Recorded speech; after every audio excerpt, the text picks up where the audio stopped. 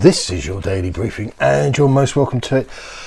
Very slim pickings, transfer rumour, everything today. We're just waiting for the game, kind of waiting to get the game over with, hoping for no disasters, hoping not to do a Cambridge or have a Cambridge done unto us. So what I thought I'd do, instead of going through transfer rumours, and I did start putting a list together, the quality of the sources, and this is national newspapers now in the UK. They're using sources that I've been doing this for a while, and I've run internships and stuff like that. And you've got to say, just because it's in Ogolo or whatever, that could be Brazil's version of the Daily Star or the Mirror. It has no currency, it has no gravitas, so you can't just use it because it comes from somewhere exotic. And if anything, you just need to have your wits about you. So we've now got newspapers, like I say, Daily Mail Online, Sun, using sources that really are not fit for purpose. So anyway, instead of going through that and coming across as a right snidey old git, I thought it would make more sense. I've got some bullet points here from our old mate Fabrizio Romano, talking on the Last Word on Spurs podcast, which I can't give you any comment on. I'm never going to listen to it. I'm not qualified because I don't wear loafers without socks.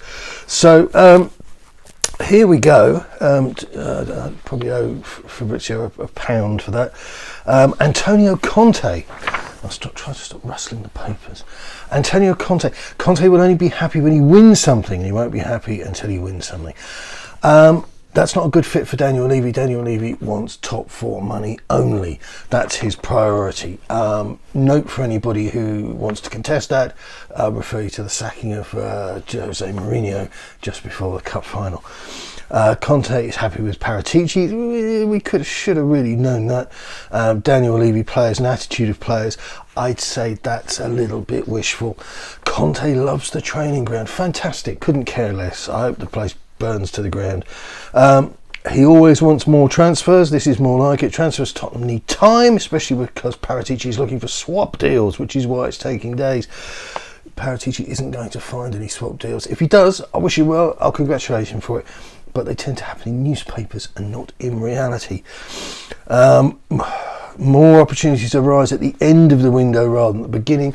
I'm afraid, Romano, this is a load of old toffee, and you know it. Other people are getting business done. Particularly interested to mention at this point, our man Kieran Trippier returning to the Premier League, Newcastle United. Newcastle, as I say, got beaten by Cambridge in the Cup, and the players were dejected, the fans were dejected and all this, and then the players went off. Trippier went and started grabbing them and pulling them back. Come out and say goodbye, come out and say thanks to the fans. And we got a little bit of that in the Euros with the boy. I think he's fabulous. 31, probably just falls into the Christian Eriksen territory of thanks but no thanks for a second time around for me. But got to mention that guy in dispatches. More clubs looking to shift players at the end of the transfer at the beginning. Again, load of old toffee. People have started moving. If things escalate, then I take it all back and you were right and I was wrong. Spurs are trying to be busy in the window. Paratici tries many different strategies. Depend on outgoings, and we're looking at Ndombele and Dele Alli. COVID has affected the monies that are floating around. So I won't be surprised to hear it. And again, I can't emphasise enough, as frustrated as I am with things as you are, I can't hang my hat on January being a cure-all. It's just traditionally the wrong window. That plus the financial pressures, I just don't see it happening. I'm looking for something, a little bit of cheer to come out of the window, but I genuinely don't think it's going to be like seismic. Try for a centre back and other positions. Centre back a priority, and that says to me that either Sanchez or Dye's got to move on. And Rodon, it looks like he's absolutely finished. And I'll just add there as an aside, he does really well for Wales. It's pretty boring, it's pretty niche geekery. which is what I don't even put it up on the boyhotspur.com, but if you look at his numbers for Wales, and I know it's a little bit abstract from regular divisional domestic football, but he's actually not a bad player, plays very well for his country, so I wouldn't be surprised to see him move from Tottenham, go somewhere else and actually get a good run at it as a professional footballer. January is not really easy for transfers. We'll try and get experienced players with visible impact like Romero instead of Gill. This, yes please, is all I can say. Yes, flipping please. Centre back, right wing back, centre midfield is what Conte considers a priority. I think arguably we're talking about succession planning for Winks here rather than Højbjerg. I keep on making the excuses for Højbjerg, it sounds, but I think I'm just giving you an intelligent assessment. I don't think he's suddenly rubbish, and fans have been turning on him for weeks. He didn't have a great game last time out. I'm kind of trying to look at a bigger picture than perhaps some are. Outgoings, and again, Dele Alli, Ndombele swap deal, loan deal, a possibility. But the problem here, the wages. And Ndombele to Roma, for example, Fabrizio says, are absolutely impossible. The thing is, I can see, and I've said this to you before, I can see Ndombele going, but I can see somebody only being prepared to take him on a subsidised loan. So it's a question of whether Tottenham can get their numbers sorted out in terms of the salaries. And this is something we come on to with transfers. It's not all about, oh, he cost this. It's also the running costs. And so turning around and saying, oh, yeah, we'll just loan him out. I think with a player like this that has yet to fire, has yet to fully ignite and prove himself and earn trust, I think with a player like Ndombele, any club in their right mind says, yeah, we'll give him a go, but we're not paying £200,000 a week to sit and hope and wait that he's, cut step back on the pizzas, which is perfectly reasonable. Possibility to leave, for Dele Alli to leave, but not a priority, and this is simply because of the investment they've made. I did a piece on boyhotspur.com yesterday, which didn't get read by many people, but it didn't have the most headline, and that's the fact that on Transfermarkt, if you look at the graph of his valuation, this was 90 million. This was when he was at Milton Keynes, and now he's down to about 20 odd million. Hardly surprising. Couldn't get a game under Mourinho, couldn't get a game under Nuno, couldn't get a game under Conte, and dropped by England many years ago now. Traore, Fabrizio Paratici loves this player and has been following since he was at Juve. Was thinking of getting him last summer for Nuno, an offensive winger with different skills. Did a thing on him on the blog as well. Not a great cross of the ball. He is a beast. Don't get me wrong. He's an absolute force of nature. But what does he actually achieve?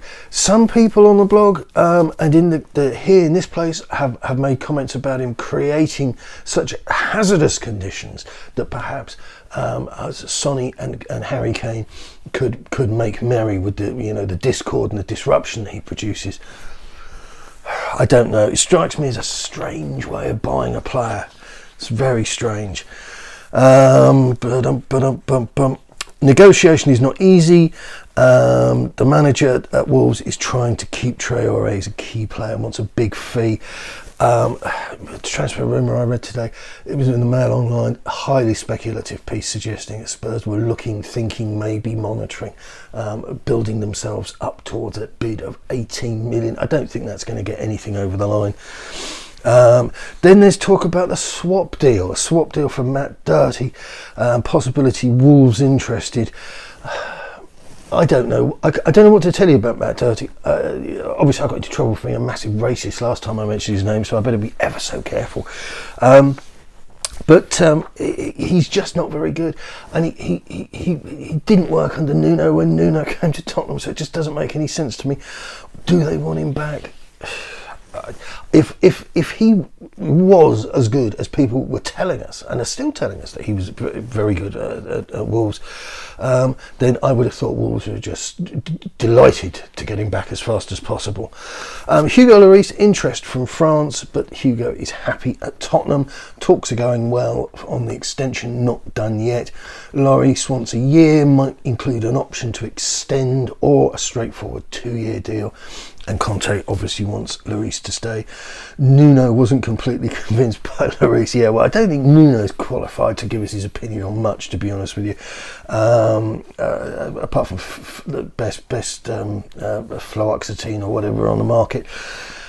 What I would say is that Galini, he strikes me as an absolute disaster. And mark these words, I'll be interested to see if he actually plays against Morecambe today. Kane, not close for a new contract. Started contract renewal talks after the summer window in September. Levy said no from every proposal from Manchester City. Now this is interesting because we had a lot of people that came out, and these were the people being fed by the club, and I'm talking about those in that little press pack circle that hang on the coattails of the press officer. That we didn't get any offers from Manchester City. Daniel didn't answer the phone. It looks here as if he did answer the phone. And as I say, I've interviewed the guy. I follow the guy. I think Romano's on the button. Don't think he's bulletproof, but I think he's exceptionally reliable. Kane's really happy with Conte and the revolution at Tottenham, and you can see change in the dressing room from Conte, fighting, winning mentality. I think that's probably true.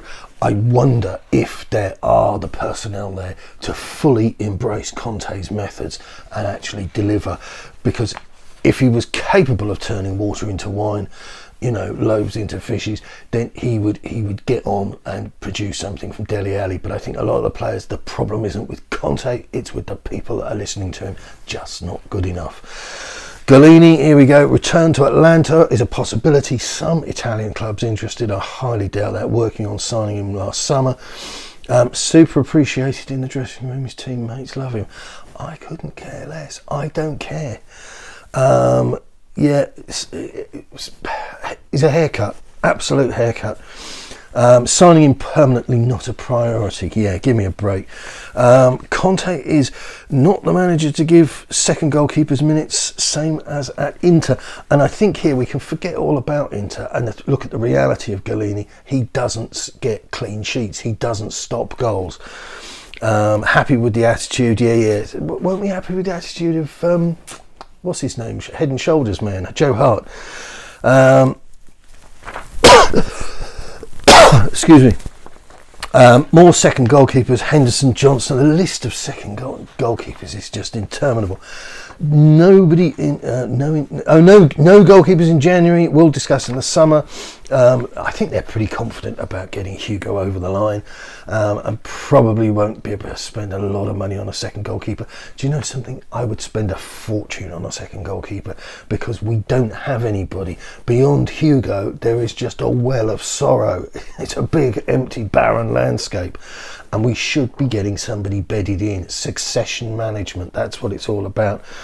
Right wing back, Tottenham following Lamptey, not for January, keep an eye on him for the summer, by which time the price will have gone up, but he's probably not going to move in January. Very few people want to. It's mid-season. Kostic, left wing back, interest from Inter, not going to be easy, especially with Conte being happy with Reguilon. Reguilon really needs to raise his game. It's not all about Emerson Royale. Went through that with you the other day. Royale's numbers aren't bad at all. It's just that he does so many crosses that the good ones kind of get lost in the mix. Centre back. There's a whole host of players here. Impossible for January. That makes sense. Looking for something more imaginative from a centre back. We'll go for players that are open to being sold in January. There's nothing happening. Keep an eye for Pau Torres. No. Spurs won't get Champions League football. Centre mids and wingers. Again, more names listed. Not worth dwelling upon, because this is all for next summer rather. Proposed loan deal from McKennie in the summer. Juve declined. Funny that. Any deals from McKennie and Kulusevski. and that's actually how it's pronounced, will have to be permanent. Want 30 to 35 mil, might include swap deals. This is all hopes and ifs and buts and maybes. Vlahovic, player is still open to stay in Fiorentina until the summer. Vlahovic is still open to staying in Fiorentina until the summer. Lots of teams lined up, mentioned with him. Arsenal don't appear to be getting anywhere, but I think the same could be said of Tottenham, truth be told, at this stage. And there's more players. Griezmann, fake news. Spurs might by the summer get 2 or 3 deals done. Like I say, I don't think holding the January window at Levy's head and saying I don't think it's fair. I don't think it's fair at all. I want it done. I'm as frustrated as you, but I just don't see the avenues. They're not ordinarily there. So it's up to see if Paratici, if he doesn't get unexpectedly arrested, can make something happen. Looking forward to the game today. Always interested in the Cup. Of course, we're not on the television because nobody cares about this sort of thing. And it's interesting that Morecambe, it's interesting if you're part of Morecambe Football Club, will be getting £300,000 out of today's gate money. That's it for me. Good luck. Keep it Tottenham.